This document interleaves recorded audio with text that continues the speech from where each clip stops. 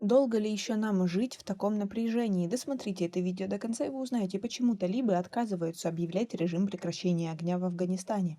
Подписывайтесь на наши обновления, чтобы всегда оставаться в курсе событий. Террористическая организация в Афганистане не согласятся на долгосрочный режим прекращения огня в ходе переговоров с правительством Афганистана на новых условиях. Об этом сообщил генеральный прокурор Афганистана при правлении движения «Талибан» Джалалуддин Шинвари.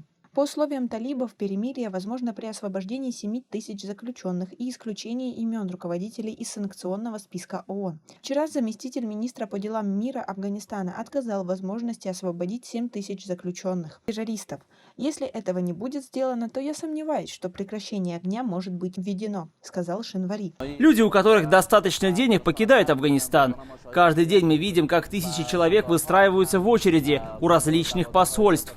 Первая причина бегства – это вывод американских войск из страны, а вторая причина – бандиты. Генпрокурор талибов вместе с тем положительно оценил ход межафганских переговоров в Дохе.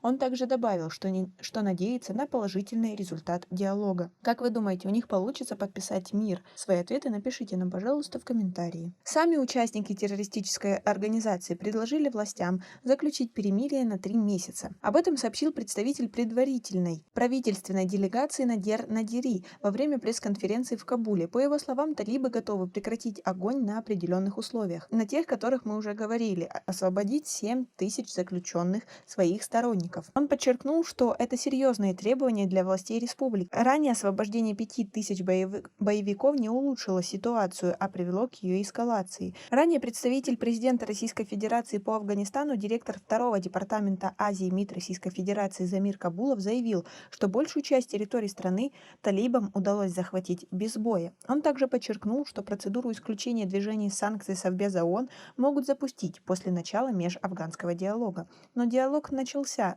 но никто еще этого делать не хочет. Напомним, что в 2020 году Вашингтон и представители Талибан подписали в Дохе первое более чем за 18 лет войны соглашение о мире, согласно которому войска США должны покинуть Афганистан, а власти республики начать переговоры с боевиками и обмен пленными. Но, как видите, пока удачи в этом нет. Мы находимся в сложной ситуации, и большинство людей уехало. Некоторые районы сдались талибам. 7 районов провинции Пактия пали и в настоящее время находятся под контролем талибов. Как вы думаете, как скоро наступит мир, и мы сможем выдохнуть спокойно, потому что в такой напряженной ситуации на границах о спокойствии приходится только мечтать. Вы согласны? Свои ответы напишите нам, пожалуйста, в комментарии. У нас пока на этом все. Оцените наше видео подпиской и лайком. До скорой встречи.